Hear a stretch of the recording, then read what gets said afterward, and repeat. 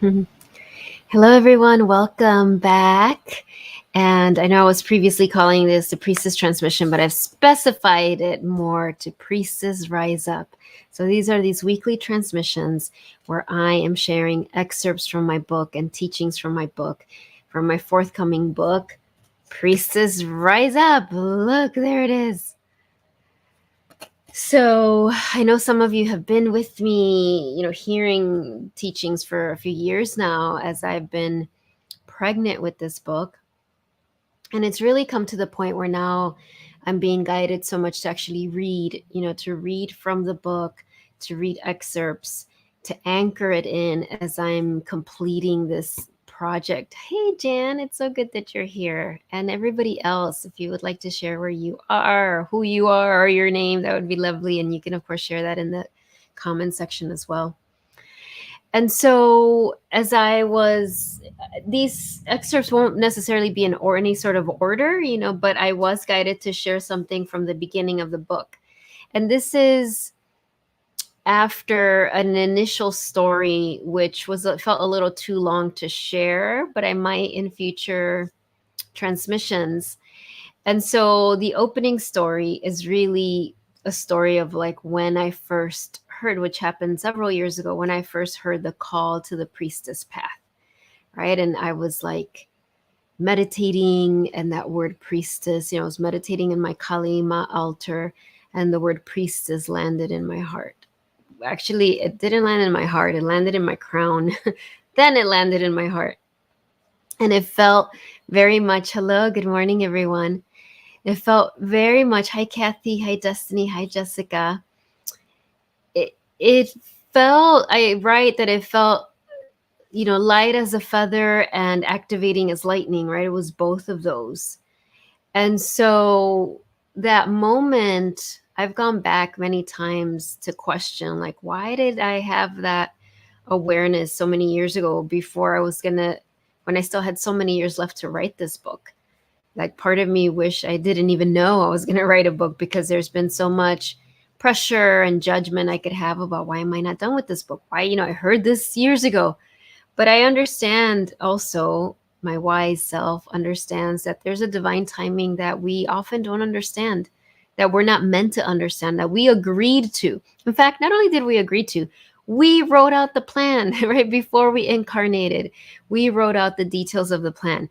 And I know if you're like me, you're like, what was I thinking? I often have that thought with a lot of the challenging initiations I've gone through in my life. And yet we did, right? There isn't a God up there that's just pulling the puppet strings and punishing us, right? There is a divine plan that we co-created with the divine, with spirit. And so my part of my divine plan was to hear that guidance, that I was on the priestess path, and then go through these years of uncovering, well, what does that mean? What does it mean to me? Do I want this? What fears does it bring up for me? What feels familiar? What feels confronting? All of that. And changing, for the first few years, it was called Birthing the Priestess Within. And then really coming to this place where I was like, no, that's not the title anymore. The title now is Priestess Rise Up. There has been an evolution. There's a need for that rising up.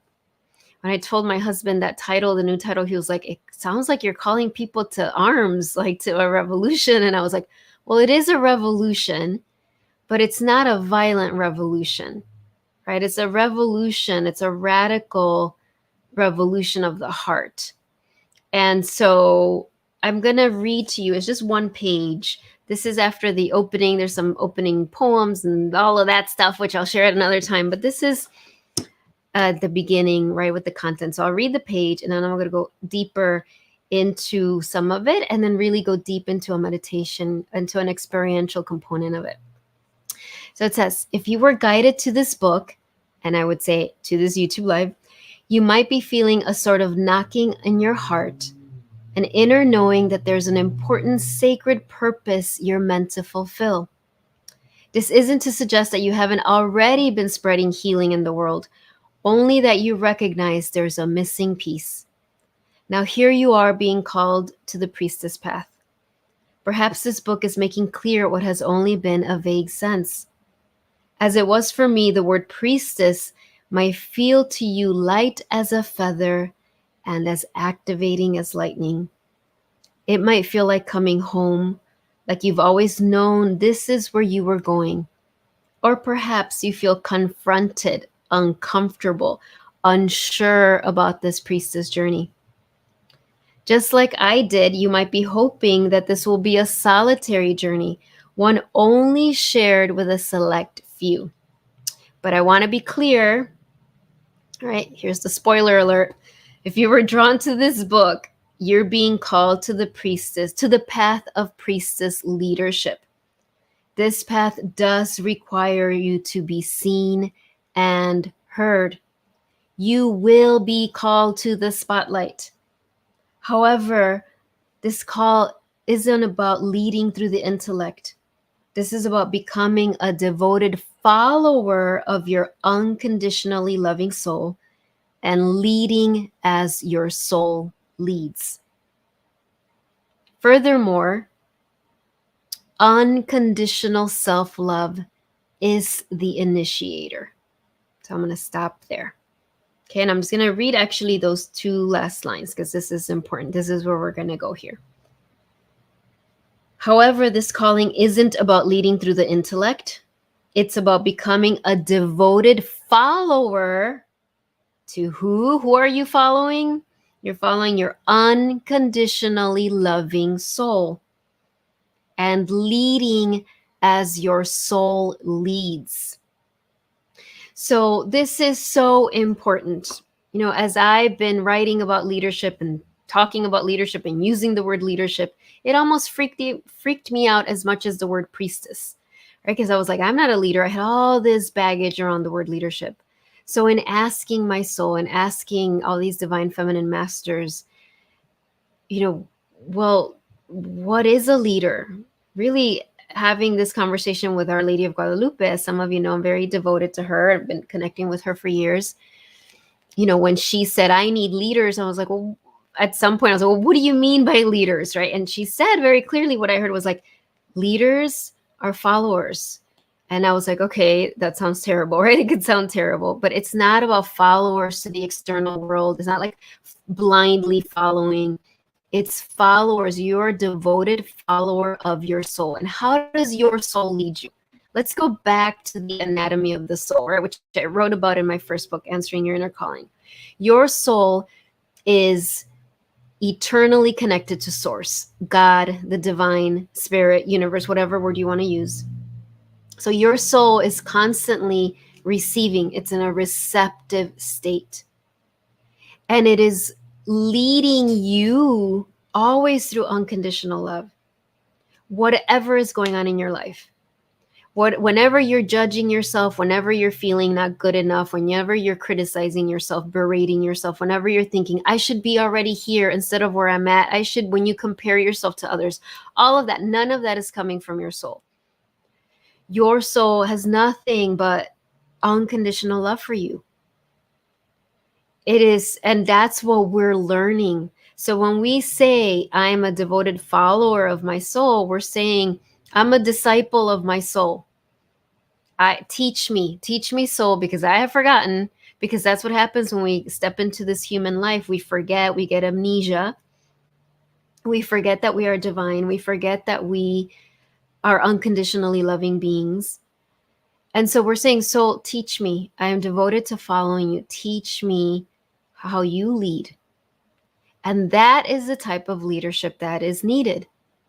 And so when I end this section here, it says, furthermore, unconditional self-love is the initiator. It's not, because a lot of times when we're drawn to service, when we're drawn to planetary healing, we're thinking of others, right? We want to help heal the world. We want to help heal others. We want to spread love to others. And all of that is absolutely beautiful and essential. And yet our capacity to do that is limited until we have a committed self-love practice. This isn't about narcissism. This isn't about condoning behavior that hurts people. That's not self-love. We're learning how to love ourselves the way our soul loves us. It is the most humbling, courageous journey you can be on. It is much easier to be on the journey of self-berating yourself. It's not easier in the long run because it causes a lot of damage, But it's easy because it's familiar and because most of the world does that. So that's not revolutionary. That's not radical to sit around and judge ourselves and berate ourselves and compare ourselves to others. Like it causes pain, but it's the easiest thing to do because the world has programmed us to do that. What is radical, what is revolutionary is to say enough. I am going to devote myself to my soul. I'm going to learn how to receive that unconditional love. I'm going to take notes, right, of how my soul leads with that overflowing self-love, right? Our soul, that's like, it's not like our soul's like, oh, I'm tired. I'm tired of you. I have to love you again. No, there's like an overflow. There's an abundance of love that pours forth from our soul. And that's how we're being called to lead. It's not any sort of codependent rescuing or like, oh, that person, poor person, they don't know how to take care of themselves, so I have to like sacrifice and become a martyr for them. That's not how our soul leads. And so that's what, when I say priestess rise up, it is that we rise up and that we courageously stand up and stand in the spotlight, your spotlight, whatever that will look like for you, and declare these truths, not my truths, but the truths of your soul. That we start to have this important conversation. And I write this in the following pages from here, is that this is a conversation long overdue. Why is unconditional love so important?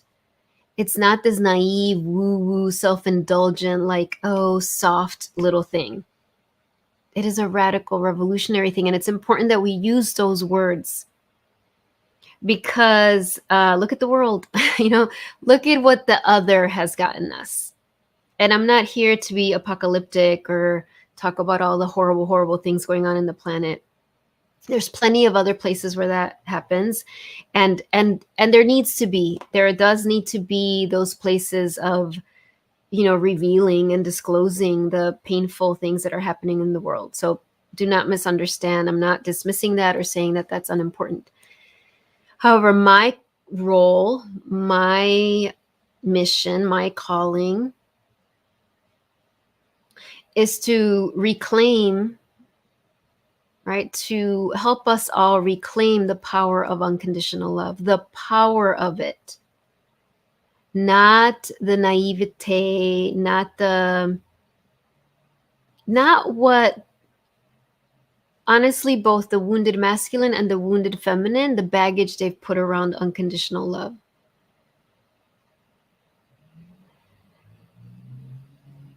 The divine feminine, the wounded feminine within us has turned unconditional love, and this is no judgment. It's because of the trauma and the programming, but it has turned unconditional love into codependency, into rescuing, right? Especially in spiritual leadership and wellness leadership.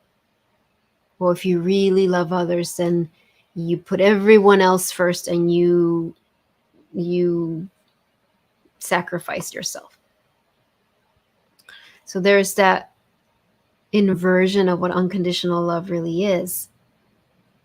The other extreme, the wounded masculine, has labeled it naive or cute or like, okay, nice, fine. When the world's at peace, then we will be unconditionally loving.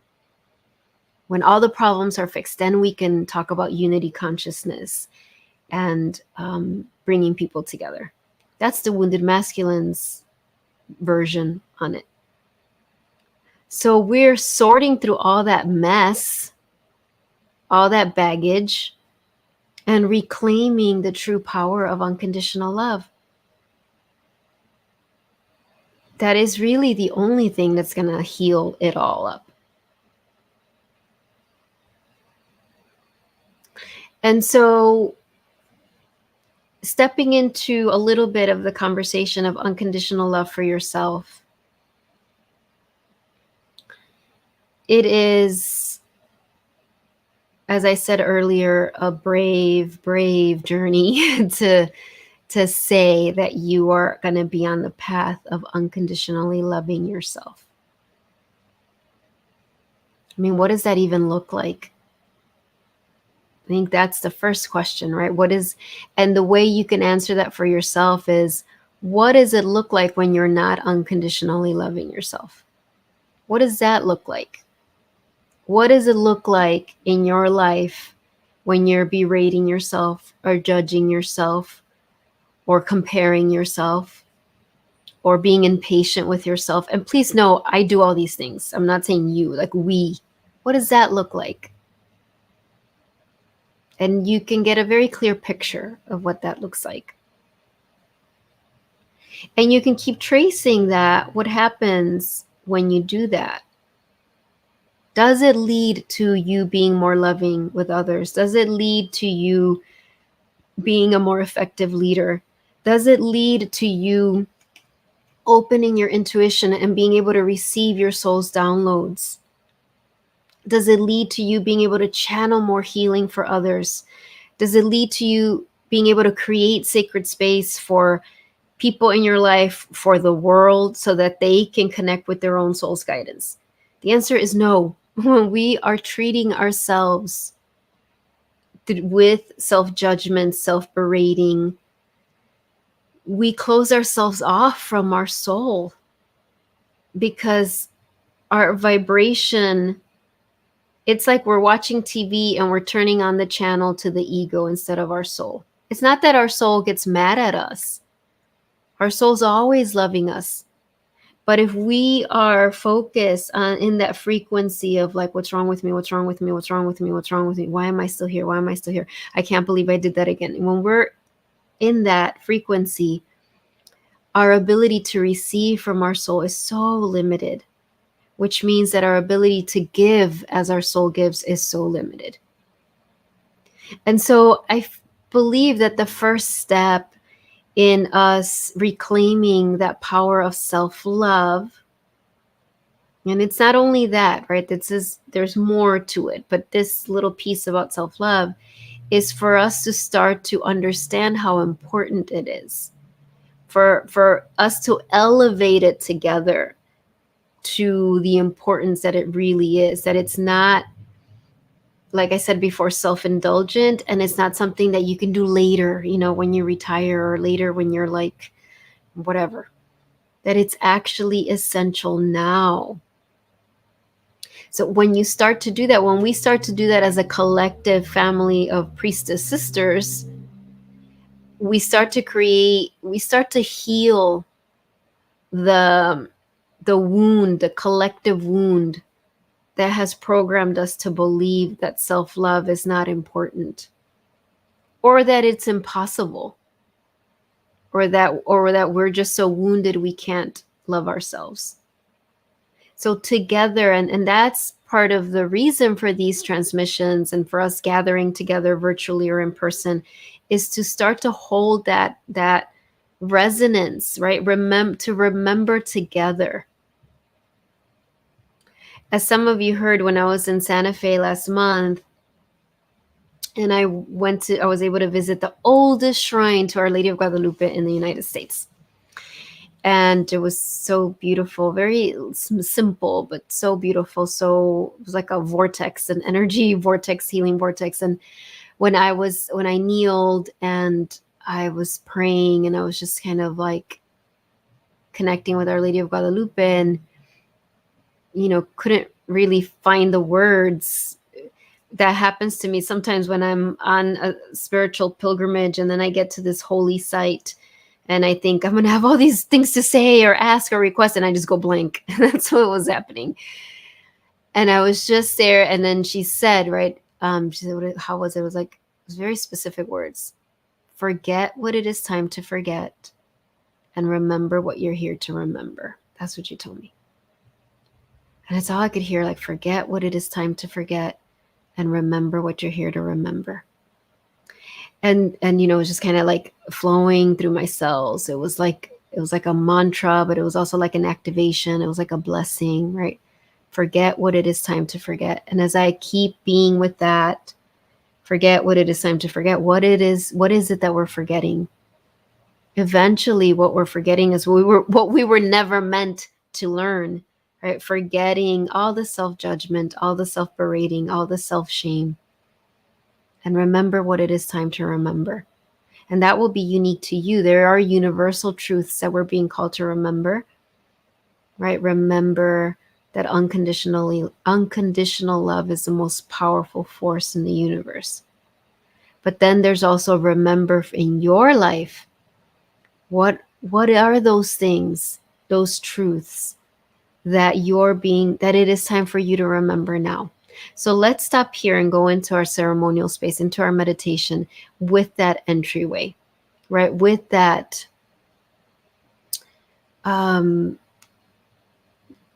with that beautiful exploration. What is it time for you to forget? And what are you here to remember? So I invite all of us to take a few cleansing breaths. And just let yourself settle into your heart, settle into the earth.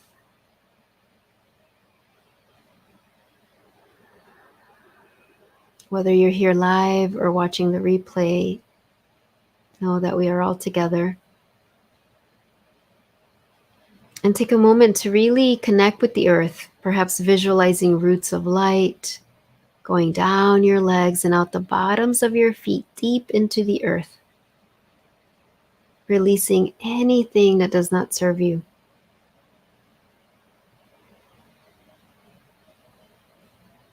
And I just call on a beautiful circle of pearlescent white light to surround all of us, everyone here live, everyone who will ever watch the replay of this transmission.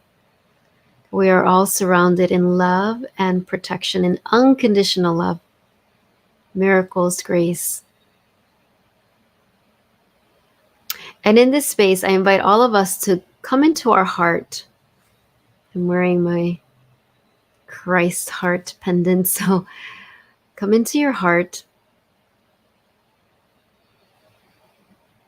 And, as you relax your shoulders, right, as you relax your arms, your heart is opening. So let's all of us practice that, right? That heart opening.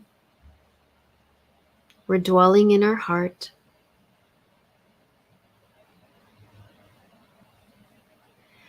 And as you dwell in your heart, I invite you to visualize a beautiful golden light that emanates from your heart into the path in front of you. So there's this golden path in front of you. And it is radiating from your heart. So this is a path of truth. And so I invite you to see yourself standing on that golden path.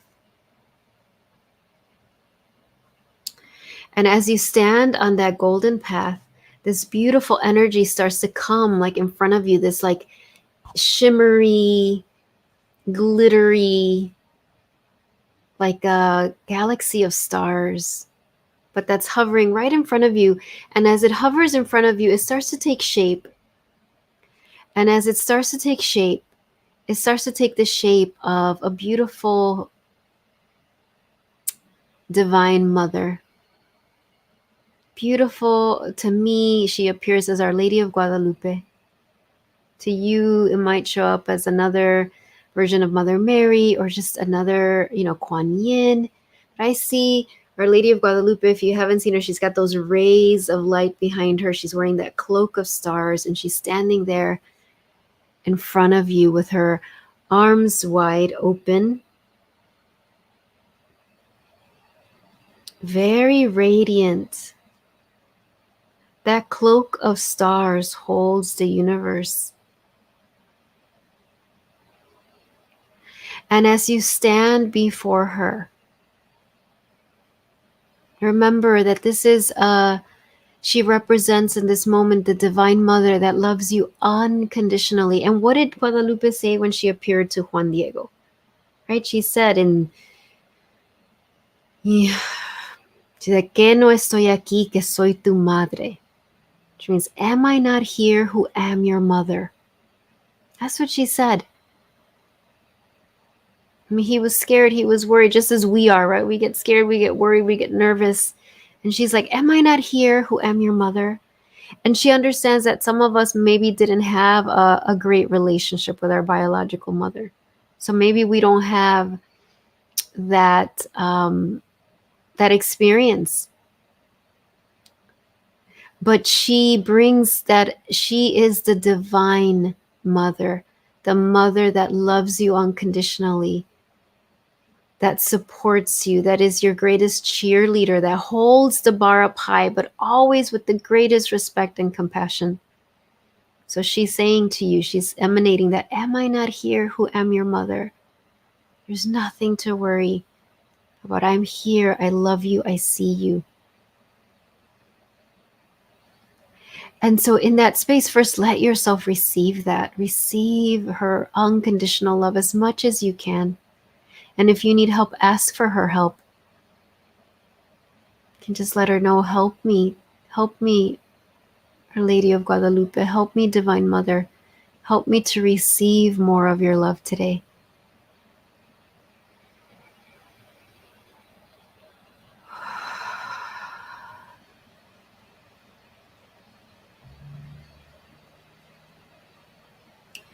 And in that place, in this beautiful sacred space, and remember, no pressure to receive the answers now. You will receive them in your heart, but they might not become clear till later. And you're going to ask, beautiful Guadalupe, beautiful Divine Mother, what is it time for me to forget? What is it time for me to forget?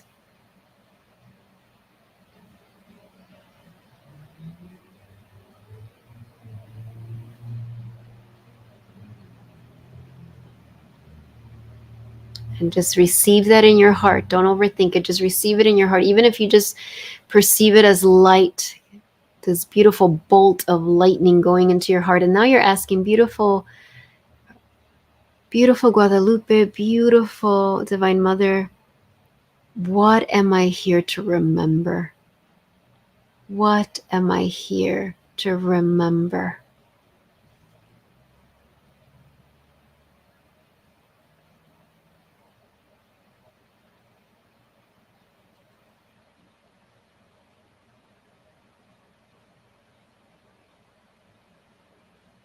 And again, just receive it in your heart, whether it's just like this light energy or maybe you're hearing words.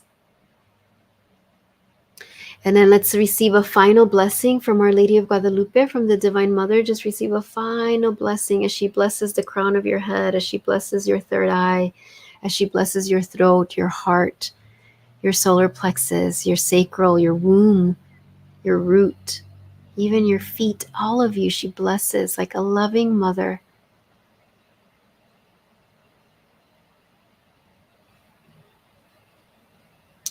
And she starts to dissolve into stardust. And you come back on that golden path into your heart. Feel your whole body filled with this golden light from the crown of your head all the way to your toes.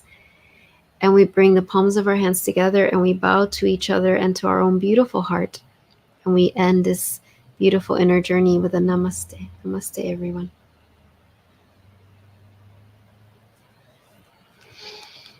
And so you might want to take some stretches, drink some water. I'm going to drink a little sip of water. If there's anything you want to share about how that was for you, if you heard anything. It was interesting when I asked about what am I here to remember, it was like she was showing me remembering in the sense of reconnecting, like reconnecting parts of me that I have exiled. It's like remembering in that way. Thank you, Destiny. Thank you, Jan. So I want to pull a card before anything else. Before we close, I want to remind you that tomorrow is the Quantum Career Healing session, and it's really going to be, your soul is the most powerful career coach you can have. And she's been really talking about how do you increase your level of service, not how do you do more. So if your parts hear it that way, that's not what this is about. Oh, I love that, Jan. Remembering you are already whole. Yes, that's beautiful. Yeah. Thank you for that, Jan. Yes. And so that's perfect for what I was about to say with the quantum career healing is like, how do you increase your level of service? You do it by coming from that wholeness, that place of wholeness within. And so I send it through my newsletter. There's going to be a lot of really powerful transmissions. And I also pull an oracle card for every participant. So if this calls to your heart, read all the details. If you can't attend live, you will get the replay and I will still pull a card for you. So you'll see it in the replay. All right. So let's just do one card here. This is from the, oh gosh, I don't have the box here. What is it called? Oh yeah. Priestess of the Light Oracle. Here you go. Priestess of the Light. So let's see. Destiny, forget the past and remember who I am. Yeah, I'm getting a lot of that too, Destiny. It's so interesting because I've been in my life often. There's a time where we're called to remember the past, right? Release the burdens, travel to the past. But more and more, I'm also feeling the truth of like, it's like my soul saying, okay, some of those things you can forget. Sometimes we think we have to remember because it keeps us protected and safe. But I also have realized that sometimes our soul knows like, you can forget it now. You are safe. You learned the lesson. That can be forgotten and dissolved. So I'm with you, Destiny. All right, so let's see. What is the message for all of us? Oh, we just talked about. Okay. Ha. Yes. Oh, Roxana, you're here as well. Remembering to listen, learn, love, and serve in peace and joy. I love that, Roxana. Yeah, serve in peace and joy. That's a radical thing for sure. Thank you, Roxana, for that. Destiny, I have already healed that time to move forward. Yes, exactly. Sometimes those energies that want to keep us down want to convince us that we have to rehash the past over and over and over because like what a great distraction that is, right? So anyway, let's see the card all connected to this. Setting boundaries. Ooh, it says threshold protection, honor. Look at this priestess. She's got her hands up with the light. She's got that, I don't know if it's like it's a tiger, that tiger behind her. And I love, so there's the setting boundaries. So that might speak to you. Maybe there's somewhere in your life where you need to set boundaries. But I love what it says, threshold protection. I've really been connecting with that word threshold. You know, my trip to Ireland recently, connected with Bridget. I've been like, oh my gosh, I don't want to say obsessed with Bridget, but like totally she's with me. And I learned that one of the many things she helps us with is those places in the threshold. Like when we're not here and we're not there yet. Because one of the many stories of how she was born is that she was born in a doorway in between. She wasn't out and she wasn't in. So that's part of her great power. And I love that it's like setting boundaries, protect the threshold. So what does that mean too? It's like protect. You are on the verge of stepping into greater leadership, greater healing, greater joy. And so it's like calling on that protection, not letting other people, other thoughts, past wounds, all of that stuff distract you from it. Protect the threshold and call on that beautiful tiger medicine to help you protect that. Right? And we can all do that together as well. All right, everyone. Thank you so much. This has been so joyful. Please subscribe to my YouTube channel if you're not subscribed yet. If there's other people that you think might benefit from this, spread the word. In September, I will be weekly here at 2:30 on Wednesdays Central Time. But, as you know, the replay is available. And if you're not signed up to my newsletter, please do so. There's so many exciting things going on, including a Cacao Guadalupe ceremony that will be virtual in December, on December 11th. I haven't told anybody yet. Maybe I've told one person, I'm not sure. But so bye, everyone. Blessings. Lots of love. Have a great rest of your day. Thank you for being here. And thank you for watching the replay, those of you who are here with us in that way.